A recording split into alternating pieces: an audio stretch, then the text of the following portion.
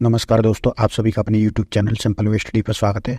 तो दोस्तों, daily current affairs का 18 जनवरी 2024 के करंट अफेयर्स की शुरुआत करते हैं। तो दोस्तों, आज 21 जनवरी है और पिछले 3 दिन से हमारा कोई भी करंट अफेयर्स नहीं आया है।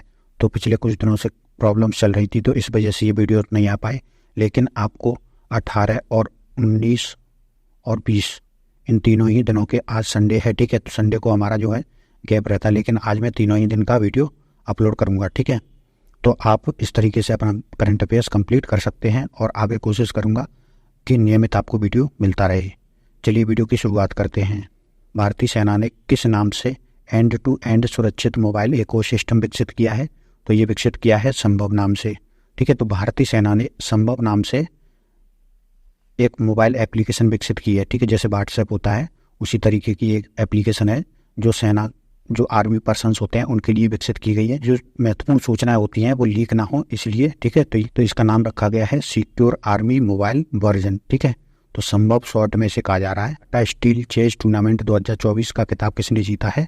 तो ये जीता है रमेश बाबू प्रज्ञानानंद ने, ठीक है। रमेश बाबू प्रज्ञानानंद ने 16 जनवरी को संपन्न हुए टाटा स्टील चेस टूर्नामेंट में विश्व के नंबर 1 खिलाड़ी चीन के डिंग लेरेन को पराजित किया है, ठीक है।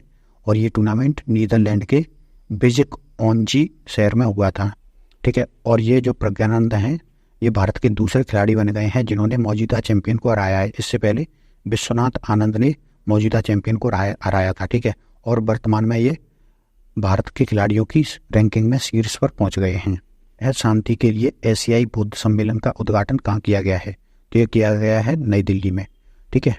तो उपराष्ट्रपति जगदीप धनखड़ जी ने नई दिल्ली में शांति के लिए एशियाई बौद्ध सम्मेलन की 12वीं महासभा का उद्घाटन किया है, ठीक है। इस कार्यक्रम में इन्होंने बुद्ध के ज्ञान पर प्रकाश डाला और इस बात पर जोर दिया कि उनके जो 4 महान सत्य और अष्टांगिक मार्ग हैं उनको फॉलो करते हुए आंतरिक शांति, करुणा और अहिंसा के मार्ग पर चला जा सकता है, ठीक है।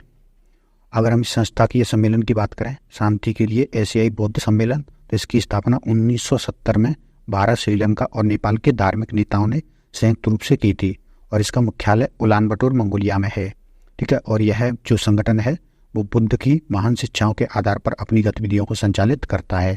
बौद्ध धर्म की बात करें तो ये 6वीं शताब्दी में शुरू हुआ था और सिद्धार्थ गौतम या गौतम बुद्ध ने इसकी शुरुआत की थी, ठीक है। तो जो महान 4 बौद्ध संगतियाँ हुई हैं उसके बारे में यहाँ पर दिया है, आप इसको पढ़ सकते हैं। इसको जूम करके आप इसका स्क्रीनशॉट ले सकते हैं। कारवी युवा महोत्सव किस राज्य में मनाया जाता है? तो ये मनाया जाता है असम में, ठीक है। तो जो हमारी राष्ट्रपति द्रौपदी मुर्मू जी हैं उन्होंने असम के दीफू, ठीक है, दीफू में कार्बी आंगलोंग एक जिला है, तो वहाँ पर यह महोत्सव आयोजित किया गया है और इसकी 50वीं जयंती का आयोजन किया गया है। तो जो 50वीं जयंती होती है उसे ही स्वर्ण जयंती समारोह कहते हैं, ठीक है। तो इस कार्यक्रम में राष्ट्रपति द्रौपदी मुर्मू जी ने भाग लिया है और यहाँ के राज्यपाल गुलाब चंद कटारिया और मुख्यमंत्री डॉक्टर हेमंत बिश्व शर्मा ने भी इसमें भाग लिया है।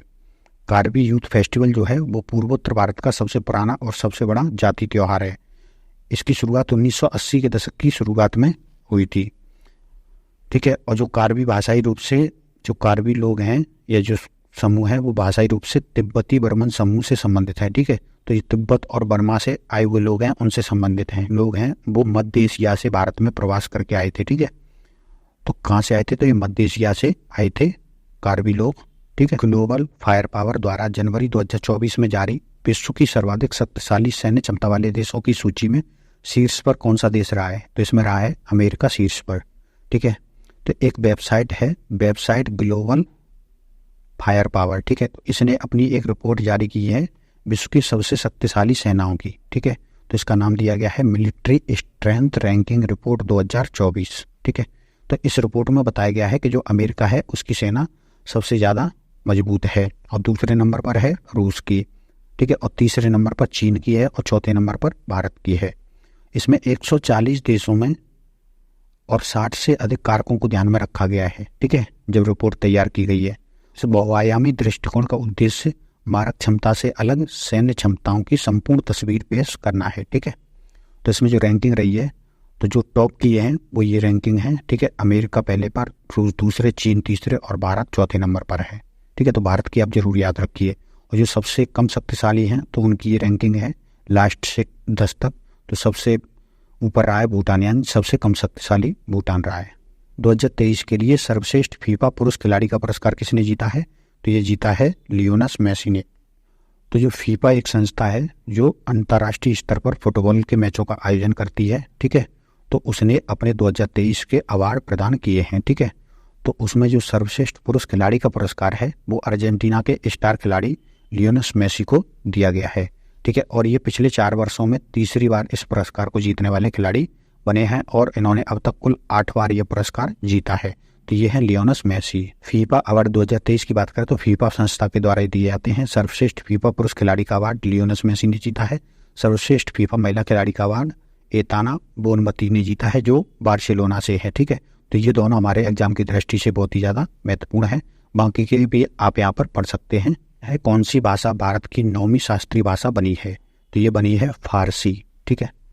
तो हाल ही में जो हमारे विदेश मंत्री हैं डॉक्टर एस जयशंकर, वो ईरान की यात्रा पर थे। कहाँ की? ईरान की। और ईरान की भाषा है फारसी। कौन सी भाषा है? फारसी, या जिसे इंग्लिश में पर्शियन बोलते हैं, ठीक है। तो वहाँ पर उन्होंने बताया कि जो भारत की नई शिक्षा नीति 2020 है उसके तहत फारसी को भारत की 9 शास्त्रीय भाषाओं में शामिल किया गया है, ठीक है। तो भारत में वर्तमान में कुल 9 शास्त्रीय भाषाएं हैं, उनमें से फारसी भी एक है। जबकि आधिकारिक तौर पर भारतीय संविधान की 8वीं अनुसूची के तहत अब तक कुल 6 शास्त्रीय भाषाओं की पहचान की गई थी, ठीक है। तो जो भारत के संविधान में 6 शास्त्रीय भाषाएं थी, लेकिन वर्तमान में कितनी हो गई हैं? तो 9। तो 3 जो शास्त्रीय भाषाएं हैं वो भारत की राष्ट्रीय शिक्षा नीति 2020 के अनुसार बढ़ गई हैं, ठीक है। तो इसमें कौन कौन सी है? तो फारसी, पाली और प्राकृतिक, इन तीनों को संरक्षित किया गया है, ठीक है। तो आप ये जरूर याद रखिए कौन कौन सी भाषाएं इसमें शामिल हो गई हैं, ठीक है। और अब कुल कितनी शास्त्रीय भाषाएं हो गई हैं? तो 9। भारत की शास्त्रीय भाषाओं की बात करें तो अब तक जो शास्त्रीय भाषाएं थी वो कौन कौन सी थी? तो सबसे पहली जो शास्त्रीय भाषा थी वो तमिल थी, जिसे 2004 में शास्त्रीय भाषा का दर्जा दिया गया था। उसके बाद संस्कृत को 2005 में, कन्नड़ और तेलुगु को 2008 में, मलयालम को 2013 में और उड़िया को 2014 में, ठीक है। और अब 3 भाषाओं को 2020 में इसका दर्जा दिया गया है, फारसी, पाली और संस्कृत को। तो अब कुल 9 शास्त्रीय भाषाएं हो गई हैं। है अंतर्राष्ट्रीय विज्ञान महोत्सव कहाँ आयोजित किया जा रहा है? तो ये आयोजित किया जा रहा है फरीदाबाद, हरियाणा में। भारतीय अंतर्राष्ट्रीय विज्ञान महोत्सव 2023 का आयोजन 17 से 20 जनवरी 2024 तक फरीदाबाद, हरियाणा में आयोजित किया जा रहा है, ठीक है। और इसको विज्ञान प्रौद्योगिकी विभाग के द्वारा आयोजन इसका किया जा रहा है, ठीक है। इसका 9वां संस्करण है ये। 2023 के इस सम्मेलन का जो विषय रहा है वो रहा है अमृत काल में विज्ञान और प्रौद्योगिकी सार्वजनिक आउटरीच, ठीक है। तो ये थीम भी आप याद रखिए। 2024 में गुरु गोविंद सिंह जी की जयंती मनाई गई है। तो ये कब मनाई गई है? तो ये मनाई गई है 17 जनवरी को। तो हिंदी कैलेंडर के अनुसार पौष या पूस का माह होता है, ठीक है। तो उसकी 7वीं तिथि को सिखों के 10वें गुरु गोविंद सिंह की जयंती मनाई जाती है, ठीक है। तो हिंदी कैलेंडर के अनुसार ये मनाई जाती है। तो जो 2024 में ये पड़ रही है तो वो पड़ रही है 17 जनवरी को, ठीक है। तो गुरु गोविंद सिंह की जयंती 17 जनवरी को मनाई गई है 2024 में। सिख संप्रदाय में गुरुओं की जयंती को प्रकाश पर्व के रूप में मनाया जाता है। गुरु गोविंद सिंह जी सिख धर्म के 10वें और आखिरी गुरु थे। वे 9वें गुरु तेग बहादुर के पुत्र थे और इन्होंने 1699 में खालसा पंथ की स्थापना की थी। 1708 में अपने निधन से पहले इन्होंने जो पवित्र सिख धर्म ग्रंथ है गुरु ग्रंथ साहिब, ठीक है, तो इसको शाश्वत गुरु घोषित किया था इन्होंने। गुरु गोविंद सिंह का जन्म 22 दिसंबर 1666 को पटना साहिब, बिहार में हुआ था। अब हम अन्य महत्वपूर्ण खबरें देख लेते हैं, जिसमें है पहली खबर है ऑपरेशन सर्वशक्ति। तो ये क्या है? तो ये भारतीय सेना के द्वारा जम्मू कश्मीर में राजौरी और पुंछ इलाके में आतंकवादियों की सफाई के लिए चलाया जा रहा एक ऑपरेशन है, ठीक है। तो सिंपल याद रखिए, ऑपरेशन सर्वशक्ति भारतीय सेना के द्वारा जम्मू कश्मीर में चलाया जा रहा है आतंकियों के सफाई के लिए। NHAI, तो जो भारत में नेशनल हाईवे या राष्ट्रीय राजमार्ग का जो निर्माण करती है संस्था, तो वो है NHAI। तो NHAI ने इलेक्ट्रॉनिक टोल संग्रह, जो इलेक्ट्रॉनिक रूप से टोल इकट्ठा किया जाता है, ठीक है, तो इसमें सुधार करने और टोल पर आवाजाही को आसान बनाने के लिए एक वाहन एक फास्टैग पहल लागू की है, ठीक है। तो इसको लागू क्यों किया गया है? तो फास्टैग तो पहले से चल रहा है, लेकिन एक वाहन एक फास्टैग इसलिए लागू किया गया है कि कई लोग एक ही वाहन के कई फास्टैग बनवा लेते थे, ठीक है, जिससे टोल काटने में असुविधा आ रही थी, ठीक है। और कई बार इसको जो है आसानी से नहीं कटता था। तो इसको जो है अब इसमें अपडेट किया गया है और अब केवल एक वाहन पर एक ही फास्टैग बनाया जा सकता है। तो जो फास्टैग है वो क्या है, तो एक उपकरण है जो वाहन के चलते समय टोल भुगतान को सक्षम करने के लिए रेडियो फ्रिक्वेंसी आइडेंटिफिकेशन तकनीक का उपयोग करते हुए कार्य करता है। ठीक है, तो ये कई बार पूछ लिया जाता है कि जो फास्टैग है वो कौन सी टेक्नोलॉजी पर कार्य करता है, तो रेडियो फ्रीक्वेंसी आइडेंटिफिकेशन टेक्नोलॉजी। के सुमित नागल, तो इन्होंने कजाकिस्तान के अलेक्जेंडर बुबलिक को हरा करके पहली बार ऑस्ट्रेलियन ओपन टेनिस टूर्नामेंट के दूसरे दौर में प्रवेश किया है। ठीक है, और यह ऐसा करने वाले दूसरे भारतीय खिलाड़ी बने गए हैं। ठीक है, देखो दो प्रतियोगिताएं होती है, एक होती है सिंगल्स जिसमें एक एक खिलाड़ी भाग लेता है और एक होता है डबल्स। ठीक है, तो डबल्स में तो भारत के कई खिलाड़ी दूसरे दौर में और बल्कि फाइनल भी जीत चुके हैं, लेकिन सिंगल्स में जो है ऐसा केवल दूसरी बार हुआ है जो ऑस्ट्रेलियन ओपन के दूसरे दौर में पहुंचे हैं। पहला मैच जीत करके दूसरे दौर में भाग लेंगे।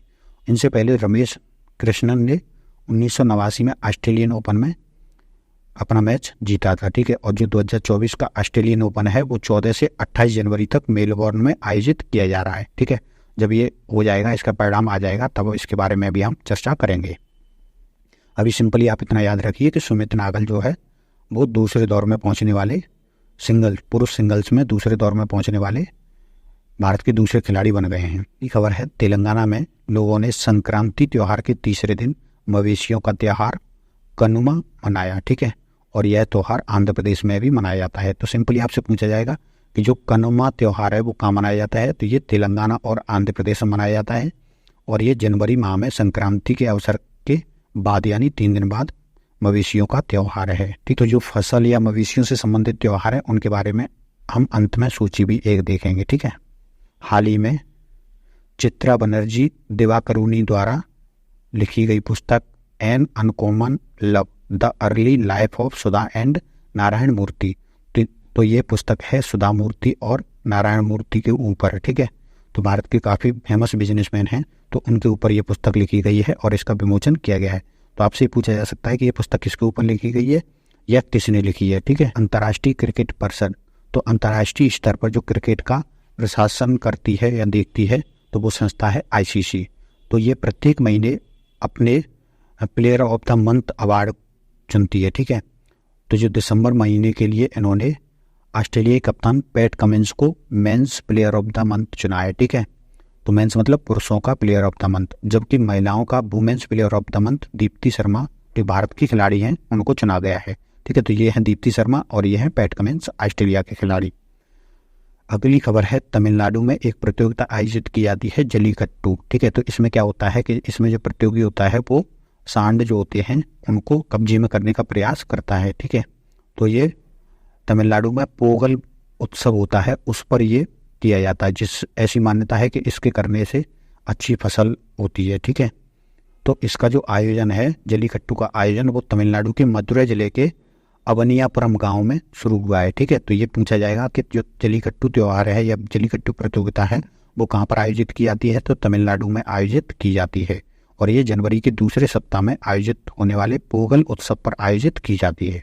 अयोध्या में राम मंदिर बन रहा है। ठीक है, तो इसका उद्घाटन होने वाला है, तो इसके लिए एक प्राण प्रतिष्ठा समारोह का आयोजन शुरू किया गया है और ये जो समारोह है वो 7 दिनों तक चलेगा। ठीक है, इसके तहत जो पूरे देश भर में मंदिर हैं उनकी साफ सफाई से लेकर के उनकी साज सजावट का कार्यक्रम किया जाएगा। फाइनली 22 जनवरी को राम मंदिर जो अयोध्या में बन रहा है उसका उद्घाटन होगा। ठीक है, प्रधानमंत्री नरेंद्र मोदी जी के द्वारा। ठीक है, तो ये 16 से 21 जनवरी तक ये चलेगा प्राण प्रतिष्ठा समारोह और 22 जनवरी को श्री राम लला के बहुप्रतीक्षित अभिषेक तक ले जाएंगे। ठीक है, या उनका राज्याभिषेक होगा। तो अब हम भारत के अन्य फसल त्योहारों के बारे में जान लेते हैं। ठीक है, तो जो मकर संक्रांति है वो कहाँ पर मनाई जाती है, तो गुजरात, तमिलनाडु, केरल, हरियाणा, हिमाचल प्रदेश, पश्चिम बंगाल, पंजाब और उत्तर प्रदेश, बिहार। ठीक है, तो ये लगभग समस्त भारत में मनाई जाती है मकर संक्रांति।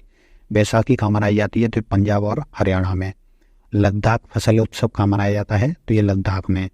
लोहड़ी कहाँ मनाया जाता है, तो पंजाब में। ठीक है, ये कई बार पूछा जाता है एग्जाम में लोहड़ी। ठीक है, और बोहाग बिहू, तो बिहू मनाया जाता है असम में, ये भी बहुत पूछा जाता है एग्जाम में।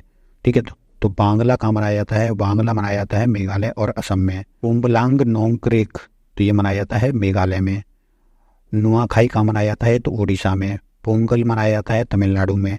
नावन्ना मनाया जाता है पश्चिम बंगाल में, ओणम मनाया जाता है केरल में, विशु मनाया जाता है केरल और कर्नाटक में, और गुड़ी पड़वा मनाया जाता है महाराष्ट्र, कर्नाटक और आंध्र प्रदेश में। तो ये भारत के प्रमुख फसल त्यौहार थे, इनको हमने देखा। तो दोस्तों ये थे हमारे 18 जनवरी 2024 के महत्वपूर्ण करंट अफेयर्स। इस वीडियो में फिलहाल इतना ही। अगर आपको ये वीडियो पसंद आया तो वीडियो को लाइक करिए, चैनल को सब्सक्राइब करिए एवं अपने दोस्तों तक शेयर करिए, ठीक है। और 19 और 20 जनवरी की वीडियोस भी आप आज ही आपको देखने को मिल जाएंगे। धन्यवाद।